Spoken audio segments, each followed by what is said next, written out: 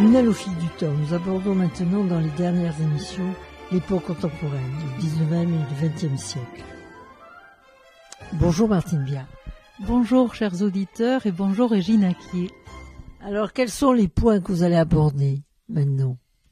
Alors en fait, les grandes tendances du 19e siècle, je les rappelle, on en avait déjà un petit peu parlé au moment de la Révolution française et surtout des lendemains de la Révolution française.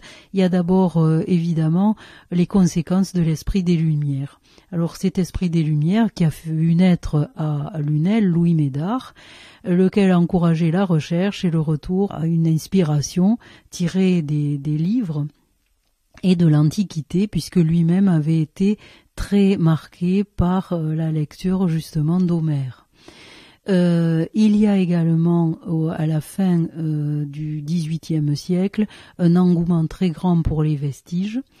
Je rappelle qu'à la fin du XVIIe siècle, on a découvert Pompéi et Herculanum et que pendant tout le XVIIIe siècle, il va y avoir des voyageurs en direction de l'Italie pour aller voir non seulement les vestiges romains, mais également pousser un petit peu plus loin, donc jusqu'au Vésuve et jusqu'à Naples pour aller voir Pompéi et Herculanum.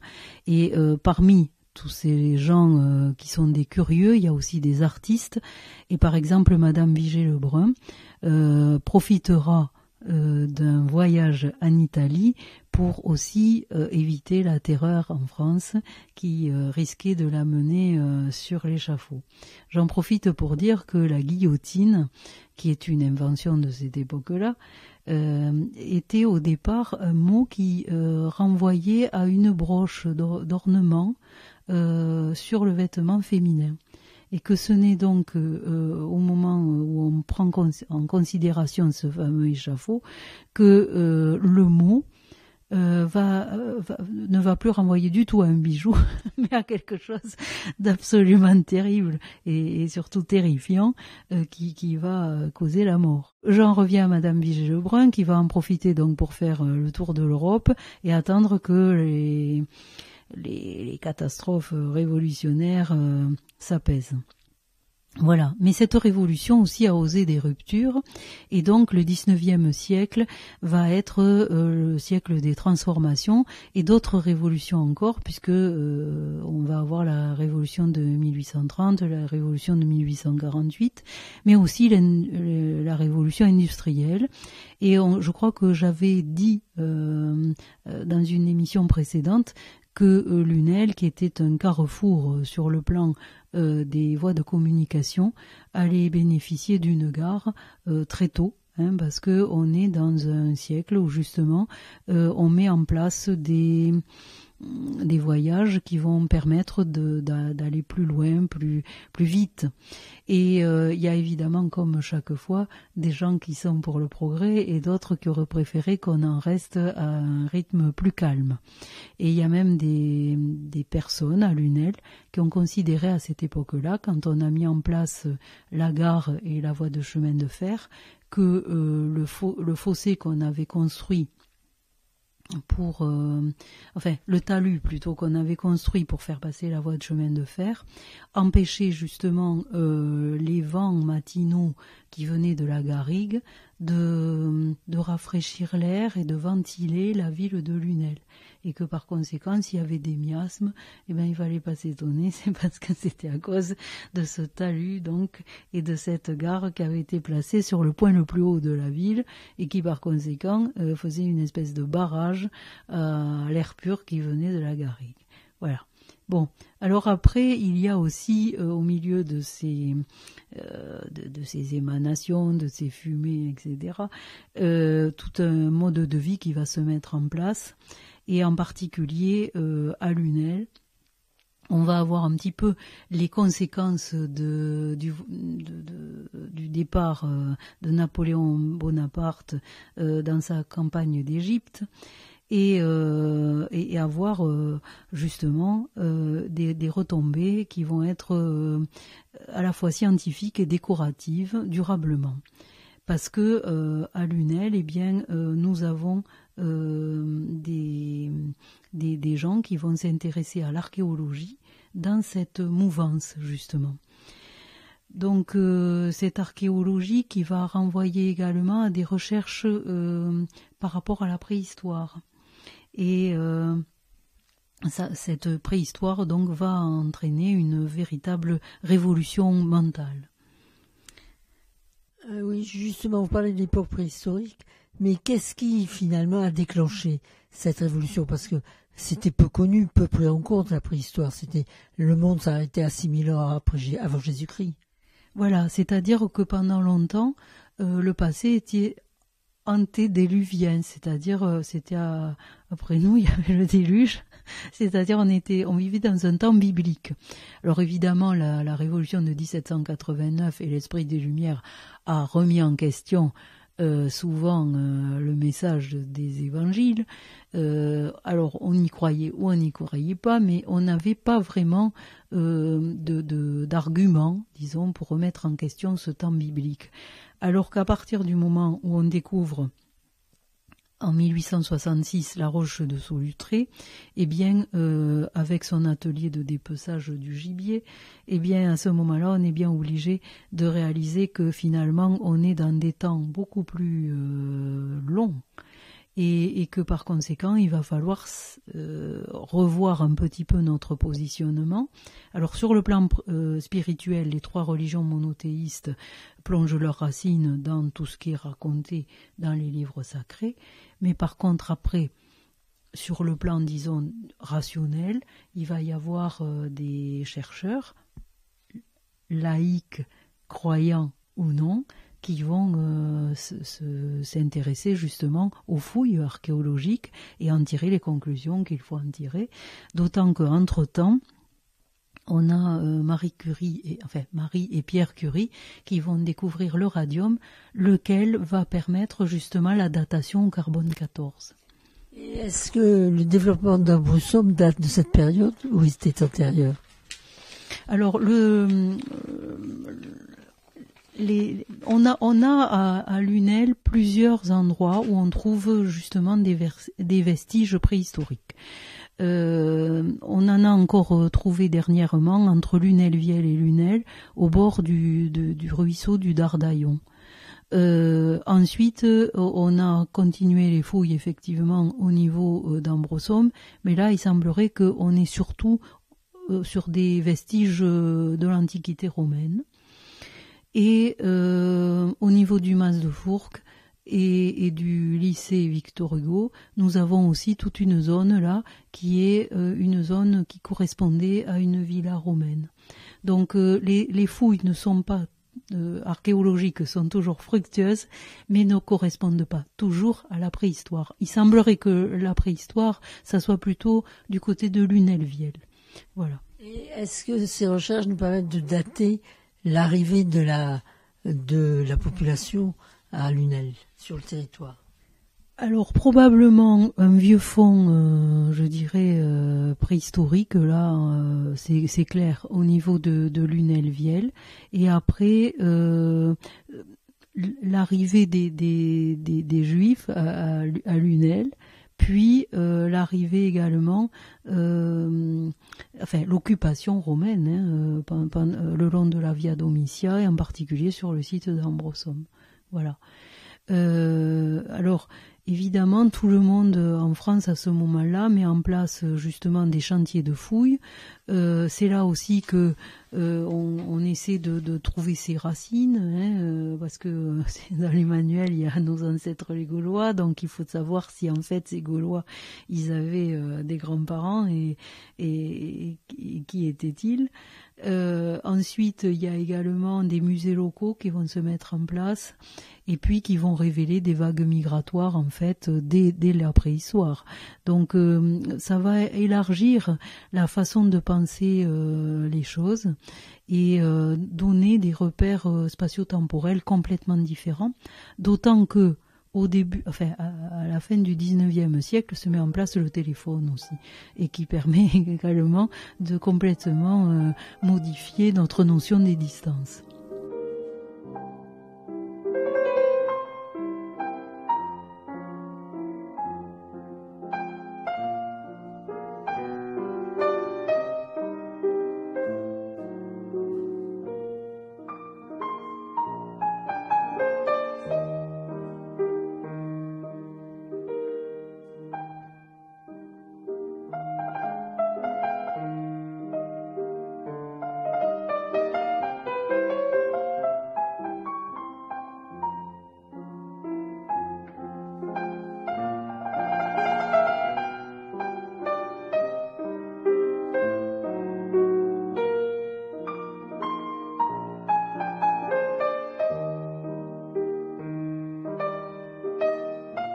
avant la pause, vous parliez du mas de Fourques.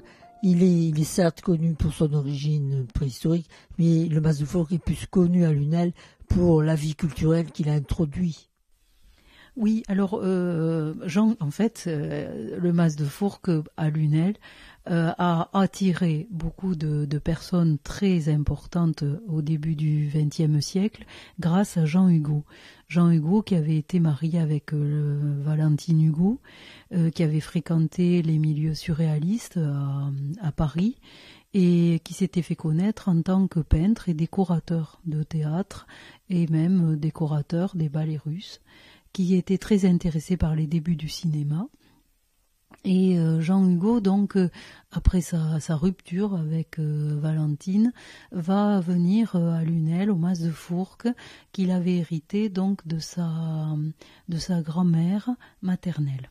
On peut peut-être préciser que c'est le petit-fils de Victor Hugo. Alors, c'est pas le petit-fils, c'est l'arrière-petit-fils. Excusez-moi, je saute une génération. Mais vous n'êtes pas la seule. Pendant longtemps, les gens pensaient qu'effectivement Jean c'était le petit-fils de Victor, alors qu'en fait c'est son père qui était le petit-fils. Hein. Lui c'est l'arrière-petit-fils. Et Adèle Hugo, qui a témoigné dans le 2e tome de Femmes de Lunel, pour elle, Victor Hugo c'était le trisaïeul. Hein, voilà. Bon, donc au début du XXe siècle, on va avoir Jean et Maggie Hugo. Maggie, c'était sa sœur, hein, qui vont rencontrer et fréquenter surtout le marquis de Baroncelli, qui vont rencontrer et fréquenter Fanfone Guillerme, et qui vont faire venir, en tout cas Jean, au mas de Fourques, pas mal de gens qu'il avait connus quand il était à Paris. Alors parmi ces personnes célèbres, il y a par exemple Picasso qui va venir au mas de Fourques. Il va y avoir aussi pendant longtemps Louise de Villemorin, qui a même eu des relations assez intimes avec Jean Hugo quand il était tout seul au mas de Fourques. Et pendant assez longtemps, je crois. Ça a dû durer bien une décennie, qu'elle vienne à la gare de Lunel et puis qu'après on vienne la chercher, en gare. En carriole, à la gare. Et puis ensuite, elle va revenir, même quand Jean sera marié avec Loretta et aura fondé une famille.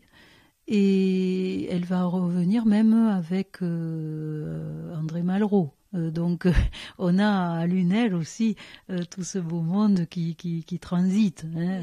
Il venait au mas de Fourques ou il se promenait dans Lunel. Les Lunélois savaient la présence de ces personnes.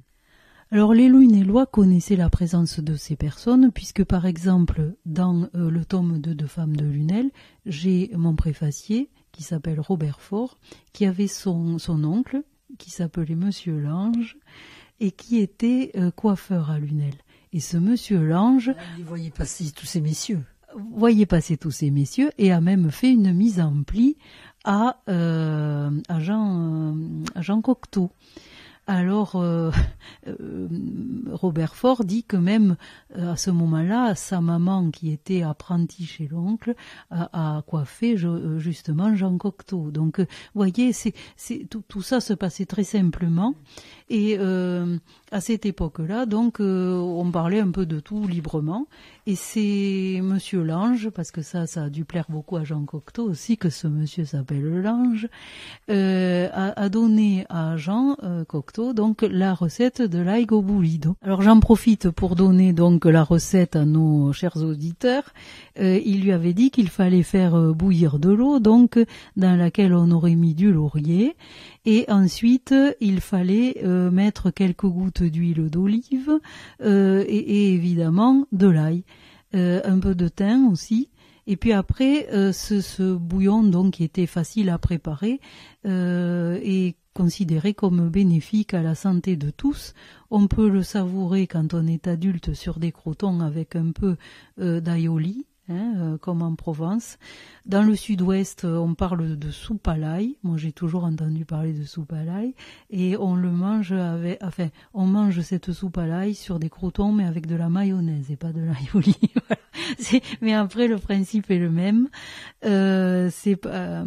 Cet ail au boulido a été aussi souvent aromatisé et a servi également de bouillon qu'on portait aux jeunes mariés pendant la nuit de noces pour leur redonner de la vigueur, de l'ardeur, avec quelques séances musicales et chansons amicales, mais quelquefois un peu paillardes aussi. Ensuite, cet aigo bulido, on l'a donné aux petits enfants parce que ça servait à sevrer les bébés entre le moment où ils ne buvaient que le lait maternel et où ils passaient à une nourriture plus solide. Ça devait les changer, de passer du lait à l'aigo bulido, à l'ail. Mais en même temps, ça avait une vertu de vermifuge. Voilà. Donc c'était très naturel et c'était vermifuge et digestif en même temps. Voilà. Et surtout cette ail, ça faisait quand même une soupe qui n'était pas chère aussi. Alors, est-ce que vous nous avez parlé de ces personnalités qui venaient au Mas de Fourques, mais il devait bien y avoir des faits libres aussi qui devaient venir. Alors lui-même, Jean Hugo, était quelqu'un qui parlait l'anglais couramment, puisque c'est quand même Loretta est d'origine anglaise et les enfants d'ailleurs de Jean et de Loretta vont être bilingues et avoir la double nationalité, comme le rappelle Adèle Hugo dans son témoignage. Mais il va y avoir également aussi l'influence de la famille Daudet, parce que par son père, donc Jean Hugo, était le cousin de Charles Daudet, qui était lui-même le fils d'Alphonse Daudet. Donc cet attrait pour les traditions, pour une littérature régionale, pour une littérature aussi dans la langue provençale. C'est parti de leur gène. Voilà, en tout cas de leur éducation et des référents, quoi. Et Jean Hugo lui-même, ça tout le monde ne le sait pas forcément, parlait couramment le provençal et l'occitan. Voilà, donc on est à Lunel dans un contexte où il y a justement cette influence de Alphonse et Charles Daudet, où Jean Hugo le relaie avec sa sœur Maggie. Ensuite, on va avoir des faits libres importants comme Louis Abric, comme Antoine Roux qui est de Lunel-Viel mais qui venait souvent à Lunel, et puis enfin Tourtoulou qui était un major du Félibrige. Alors vous appelez major une sorte de président, qu'est-ce que c'était exactement ? Le major, c'est celui qui préside, les assemblées, et puis qui donne un peu le ton et qui donne l'orientation quand on se rassemble. Alors ces assemblées de faits libres, elles se rassemblaient dans le sud de la France d'une façon assez régulière, et les Provençaux invitaient les Occitans, mais aussi les Catalans. Et donc il y avait cette fameuse chanson qui clôturait chaque fois les assemblées d'artistes, avec la chanson de la Coupe au Santo, qui renvoie donc à une appartenance chrétienne et aussi à ce partage fraternel entre des gens du Sud, qui tiennent à leur tradition et à leur langue d'origine, après que les hussards de la République et c'est-à-dire les instituteurs laïcs aient interdit l'usage justement des langues régionales et même puni souvent d'une façon assez cruelle les élèves qui se permettaient de s'interpeller par exemple dans les cours de récréation ou qui s'oubliaient en classe en parlant occitan ou en parlant provençal. Et il y a des punitions assez sévères et par exemple vous avez Adeline Isaac qui a abordé la question et qui dit que on n'hésitait pas, par exemple, à donner à sucer des morceaux de savon pour punir d'avoir utilisé la langue maternelle. Martine Biard, vous nous parlez beaucoup de culture et tout, mais quand même c'était pas le seul élément de la vie à Lunel. Je présume que la vie était faite de bonnes et de mauvaises choses comme partout ailleurs. Oui, alors donc d'un côté, vous avez les poètes, les gens qui défendent la langue régionale, et puis après vous avez évidemment, comme partout ailleurs, le revers de la médaille, c'est-à-dire le passage quelquefois de brigands, quelquefois aussi de criminels, ou de gens qui se sont livrés à des querelles passionnelles, comme à toutes les époques. Et de ce point de vue-là, souvent, Lunel a servi de relais, d'étape, et en particulier à la tour des prisons. Et cette tour des prisons, c'est intéressant parce qu'aujourd'hui, on peut s'y rendre en allant à l'office du tourisme. La visite est gratuite. Cette tour des prisons a été réhabilitée et restaurée, et donc ouverte au public récemment. Et alors, je crois que l'une des caractéristiques est qu'on y voit toujours les graffitis sur les murs. Est-ce que ça nous donne des indications? Oui, alors on vous introduira dans la tour des prisons et avec une lampe électrique, parce qu'effectivement, il y a encore présent sur les murs quelques graffitis. Alors en général, c'est des gens qui protestent de leur innocence. Hein, c'est pas... Bon. C'est banal. Voilà. Après, ce qu'il est moins, c'est que il y a des gens qui ont été enfermés là ou qui ont transité là pour des raisons religieuses et donc qui ont protesté de leur foi et de leur appartenance au christianisme en mettant des crucifix ou en mettant par exemple des ciboires dessinés, peut-être pour les soutenir dans leurs prières, peut-être pour montrer que dans cette époque un peu tumultueuse qu'a été le 19e siècle, il y avait des signes encore d'appartenance au christianisme, et puis aussi peut-être certains protestants qui savaient qu'ils allaient être enfermés dans la tour de Constance et qui, en passant, ont laissé aussi cette empreinte pour donner du courage à ceux qui suivraient. Voilà. Alors, dans cette vie tumultueuse, comme vous disiez, il y a certainement aussi des épidémies, parce que c'était les grandes périodes des épidémies à cette époque. Oui, alors on va avoir surtout de grandes préoccupations qui vont pas être que morales, mais aussi des préoccupations d'hygiène.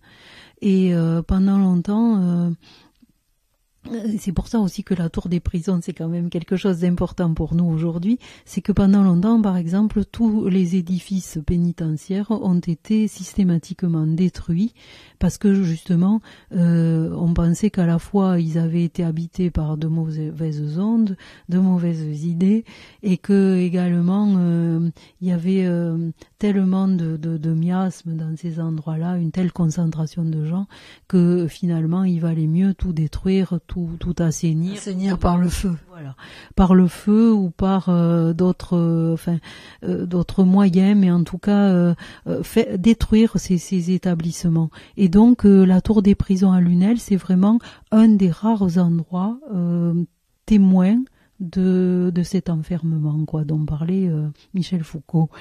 Il y a également à Lunel, oui, comme vous le disiez, d'autres méfaits, et ces méfaits sont dus à des épidémies. Ces épidémies, c'est la malaria. C'est pour ça d'ailleurs qu'on a comblé le canal définitivement en 1942 sous l'occupation nazie.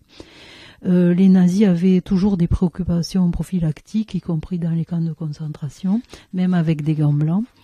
Ensuite, il y a eu également, à un moment donné, dans les années 1820, la crainte de la peste qui s'était déclarée à Barcelone, et la proximité justement de Lunel avec Sète qui était relié au port de Barcelone, a fait redouter pendant longtemps justement la peste.